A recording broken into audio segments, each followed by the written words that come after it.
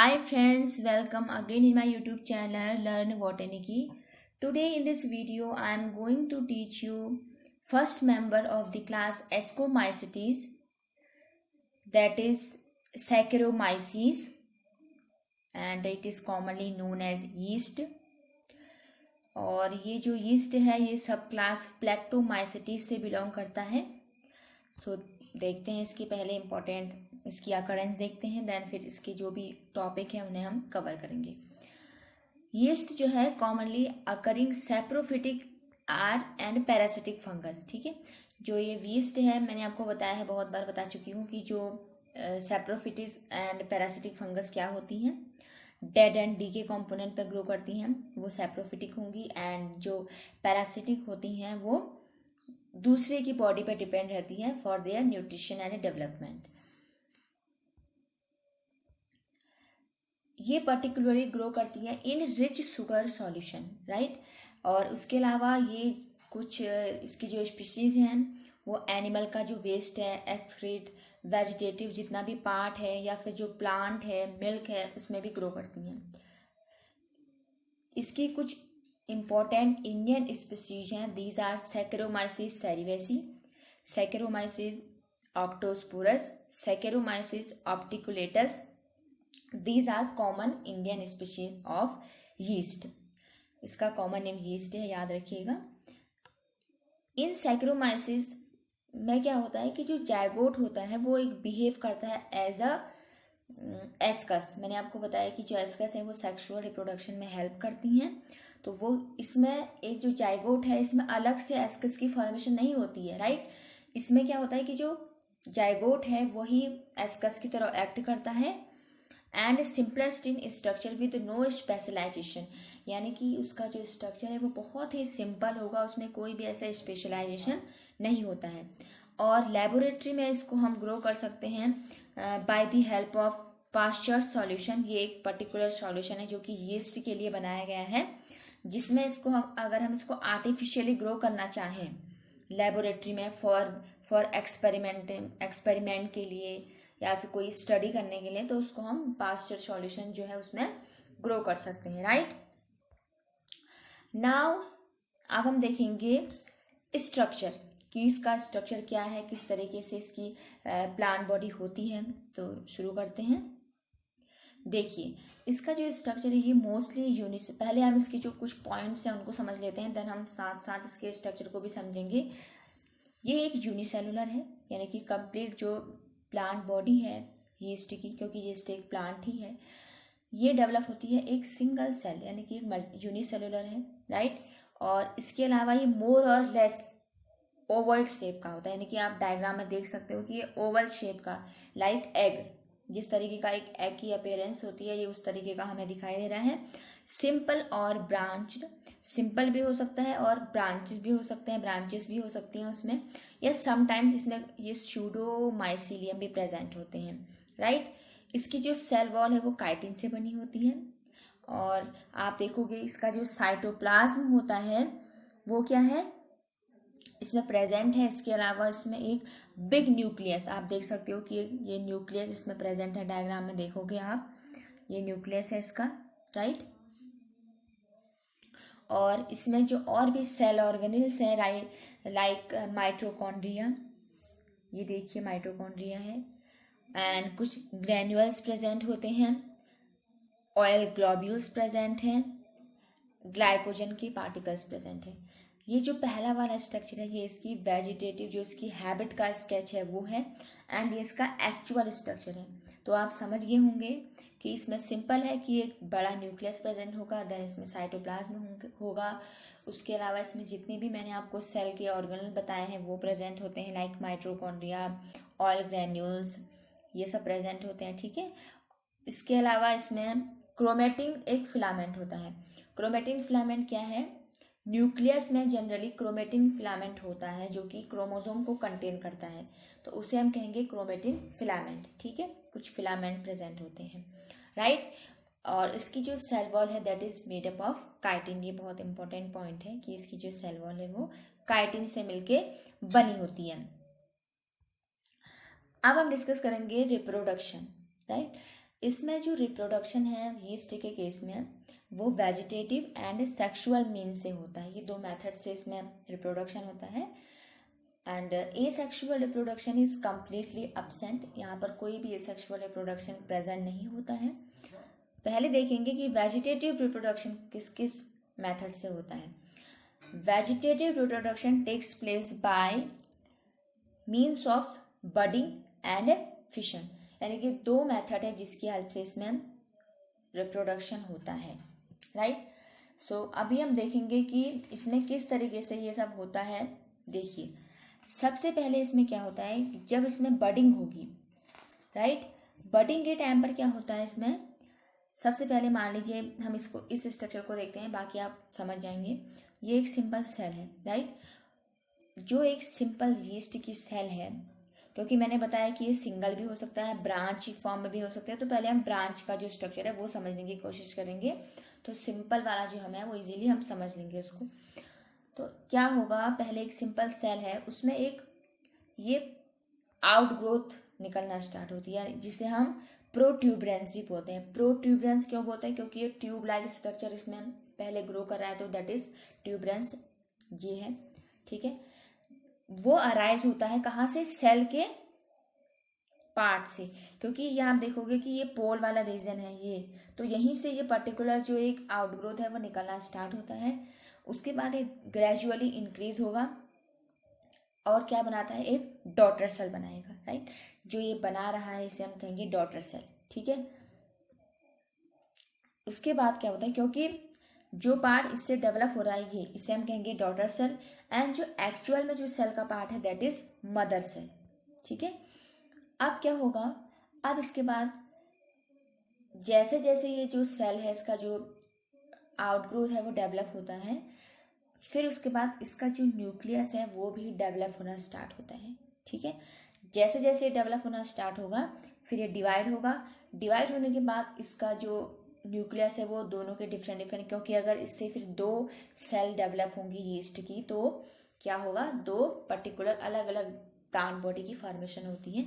तो इस तरीके से यहाँ पर क्या होगा, इसमें एक सेल ये बन जाएगी एंड एक सेल ये बन जाएगी। ये एक ब्रांच का स्ट्रक्चर है।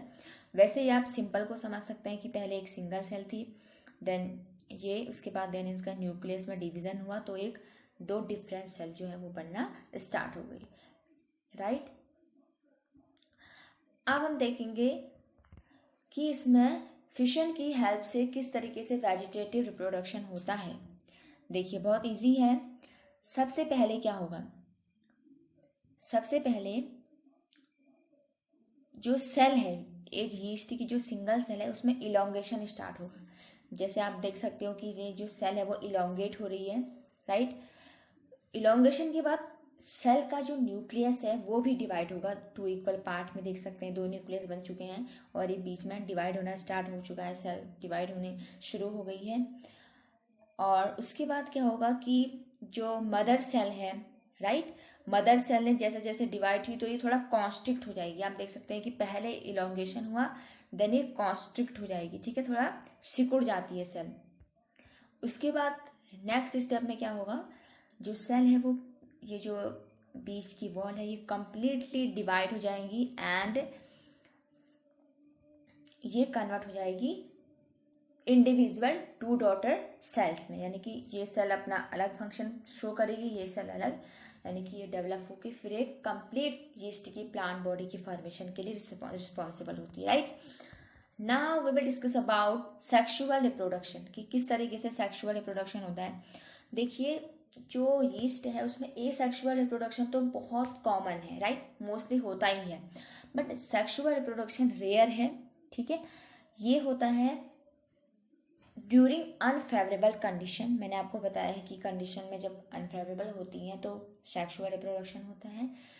And in case of deficiency of food, यानी कि जब यीस्ट को प्रॉपर फूड सप्लाई नहीं हो पाती इसे, तो ये क्या करता है, यूज़ करता है सेक्सुअल रिप्रोडक्शन का, राइट, क्योंकि वो कंडीशन क्या है, अनफेवरेबल है और इसमें सेक्स ऑर्गन जो है वो स्पेशलाइज्ड नहीं होते, किसी भी तरीके से कोई इनमें स्पेशलाइजेशन नहीं होता। तो देखिए ये किस तरीके से होती है। ये सिंपल पहले स्टेप में क्या होगा, कोई दो वेजिटेटिव सेल है, क्योंकि सेक्सुअल रिप्रोडक्शन हो रहा है तो उसमें मेल एंड फीमेल गैमेट की रिक्वायरमेंट होगी। तो ये 2 वेजिटेटिव सेल्स होती हैं। देन धीरे धीरे जो ये सेल्स हैं इसके जो कॉर्नल वाले जो पार्ट है उनमें क्या होगा, ट्यूब लाइक स्ट्रक्चर वो फॉर्मेशन करेंगी, राइट। ये कॉमा शेप स्ट्रक्चर बनाई दे रहा है, जिस तरीके से आप कॉमा इस तरीके से बनता है, राइट। तो ये उस तरीके का शेप बनना स्टार्ट हुआ है। फिर क्या होगा, धीरे धीरे इनमें फ्यूज़न स्टार्ट होगा, आप देख सकते हैं ये, राइट। फ्यूज़न के बाद फिर नेक्स्ट स्टेप में इनका जितना भी सेल का मटेरियल है वो एक्सचेंज होता है। बिकॉज क्या हो रहा है, फ्यूज़न हो रहा है, तो ये मैंडेटरी है कि उनका जो सेल का मटेरियल है वो एक्सचेंज होगा। नेक्स्ट क्या होता है, जैसे ही मेल एंड फीमेल गैमेट का फ्यूजन होता है तो उसके बाद इसमें जाइगोट की फॉर्मेशन होगी। वो जाइगोट क्या होगा, डिप्लॉयड होगा, राइट।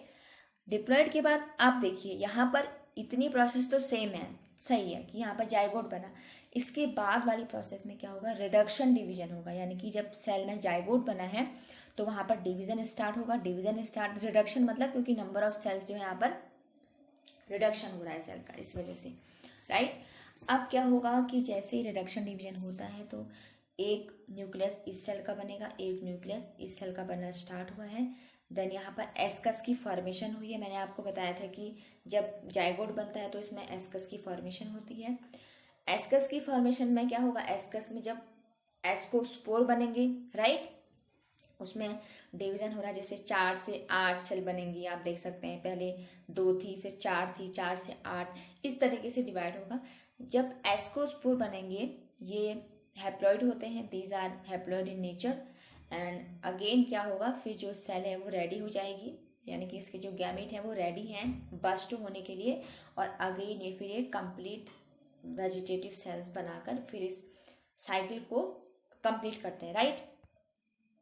तो इस तरीके से इसमें सेक्सुअल रिप्रोडक्शन की प्रोसेस जो है वो चलती है। अब हम पढ़ेंगे इकोनॉमिक इम्पोर्टेंस ऑफ यीस्ट, यानी कि यीस्ट की इकोनॉमिक इम्पोर्टेंस भी बहुत होती है, बहुत लेवल पर होती है, तो उसको हम डिस्कस करेंगे। देखिए, प्रोडक्शन ऑफ अल्कोहल। यीस्ट जो है एक ऐसी फंगस है जिसका यूज करते हैं प्रोडक्शन ऑफ अल्कोहल में, राइट। इसमें क्या होता है, देखिए, सबसे पहले जो अल्कोहल है वो बनती है शुगर सॉल्यूशन से, राइट, बाय दी फर्मेंटेशन। जब शुगर सॉल्यूशन का फर्मेंटेशन करते हैं इन प्रेजेंस ऑफ यीस्ट, यानी कि जो ये सैकेरोमाइसीस है उसके कुछ इंपॉर्टेंट मेंबर्स हैं, तो उनके जब प्रेजेंस में इसका जब फर्मेंटेशन होता है तो अल्कोहल बनती है। देखिए कैसे, मान लीजिए ये ग्लूकोज का एक मॉलिक्यूल है C6H12O6, राइट। जब उसका ट्रीटमेंट करवाते हैं ग्लूकोज का, क्योंकि ग्लूकोज क्या है, शुगर सॉल्यूशन ही है, राइट। तो उसका जब हम इसमें करवाते हैं तो क्या होगा, in presence of yeast and इसमें तो इम्पोर्टेंट एंजाइम होते हैं जाइमेस एंड इन्वर्टेस, इनकी प्रेजेंस में क्या होता है, इसको ट्रीट करवाया जाता है ग्लूकोज को। तो फिर हमें क्या मिलेगा, 2 molecule of ethyl alcohol, right, यानी कि जिसे हम अल्कोहल बोलते हैं नॉर्मल, और 2 मॉलिक्यूल ऑफ कार्बन डाइऑक्साइड हमें ऑब्टेन होता है। नेक्स्ट है प्रोडक्शन ऑफ वाइन, यानी कि वाइन और अल्कोहल सेम ही है, ठीक है। तो इसमें भी कुछ इसकी स्पीशीज होती हैं जो कि फ्रूट की जो फ्रूट्स होते हैं जितने भी, लाइक ग्रेप्स वगैरह, राइट, उसको जो हमारे पास अवेलेबल है जो भी स्पीशीज है यीस्ट की, उसको ट्रीट करवाते हैं। मेनली सैकेरोमाइसिस सेरिवेसी जो स्पीशीज है यहाँ पर देखिए आप, तो उसका यूज ही यहाँ पर होता है, किसी भी तरीके की जो अल्कोहलिक बेवरेजेस बनते हैं, राइट।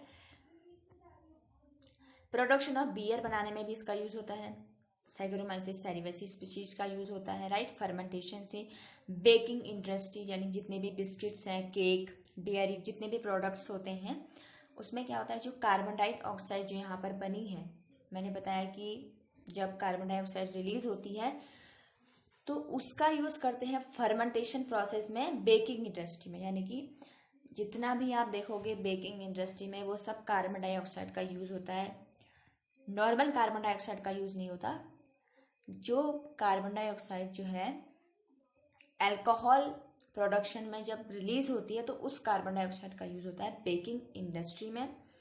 मेडिसिनल वैल्यू, यानी कि इसमें बहुत सारे इसका जो कुछ स्पीशीज हैं उसका यूज करते हैं treatment of some skin problems, intestinal diseases, जितनी भी एब्डोमिनल या इंटेस्टाइनल डिजीज होती हैं, उसके अलावा प्रिपरेशन ऑफ विटामिन के लिए भी इसका यूज़ होता है।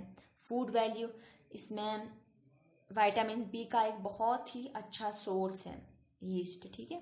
तो इसका यूज़ भी हम कर सकते हैं डिफरेंट वे में। तो ये इसकी जो फूड वैल्यू है वो बहुत ही ज़्यादा है, राइट। अब डिस्कस करते हैं, ये तो हमने डिस्कस कर लिया कि इसके किस तरीके से यूजफुल इफेक्ट्स हैं। तो अब हम देखेंगे कि इसकी हार्मफुल एक्टिविटीज़ क्या हैं, क्योंकि इसकी कुछ हार्मफुल एक्टिविटीज़ भी हैं। देखिए, पहला है स्पॉइलेज ऑफ फूड, यानी कि ये क्या करता है, बहुत टाइम फूड को स्पॉइल करने के लिए भी रिस्पॉन्सिबल है, क्योंकि ये एक सैप्रोफिटिक फंजाई है। तो ये क्या करता है, जितने भी हमारे फूड स्टफ्स होते हैं लाइक चीज़, टमाटो प्रोडक्ट्स, जितने भी jam, jelly and beverages, carbonated beverages, food with lactic acid, तो ये उसको क्या करता है, स्पॉइल कर देता है, यानी कि उस पर्टिकुलर एरिया में ग्रो करता है, जो कि फिर फूड को स्पॉइल कर देता है। कुछ प्लांट डिजीज भी होती है, जैसे फॉर एग्जांपल ये निमेटोस्पोरास की स्पीशीज है जो कि बीन्स, टमाटो एंड कॉटन में अटैक करती है और उनकी जितनी भी इकोनॉमिक वैल्यू है उसको रिड्यूस करती है। ह्यूमन डिजीज में भी इसका बहुत यूज़ होता है। फॉर एग्जांपल ये कुछ डिजीज़ भी कॉज करती है ह्यूमंस में, सीरियस डिजीज़ लाइक जितने भी एमेंटल डिसऑर्डर हैं, जो स्पीशीज़ हैं जैसे क्राइटोकोकियसिस, ओके, ब्लास्टोमाइकोसिस एंड टोरिलोसिस, हिप्टोप्लाज्मोसिस, कैंडिएसिस। तो ये कुछ स्पीशीज़ हैं जो कि ह्यूमंस में बहुत सारी डिजीज़ को हैं कॉज करती है, राइट। सो ये सब कुछ था यीस्ट के बारे में, नॉर्मल जिसे हम यीस्ट बोलते हैं, राइट। और वैसे हम इसका जो नेम है वो है सैकेरोमाइसिस, ठीक है। तो इसमें हमने इम्पोर्टेंट इसके भी जितने भी हार्मफुल इफेक्ट थे, यूजफुल इफेक्ट थे वो देखिए, ओके। बाकी जितनी भी चीज़ें हैं, रिप्रोडक्शन, अकरेंस, स्ट्रक्चर, ये सब देखा, ठीक है, okay. So thank you so much for watching this video, and please do like, share, comment and subscribe to my channel. Thank you.